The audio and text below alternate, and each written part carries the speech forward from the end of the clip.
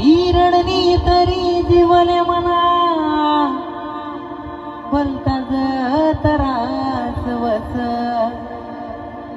द्या माले काय सजा देनी मी भोगाले तयार रास जीव देणारा या देवदासले त्रास कितला बी हो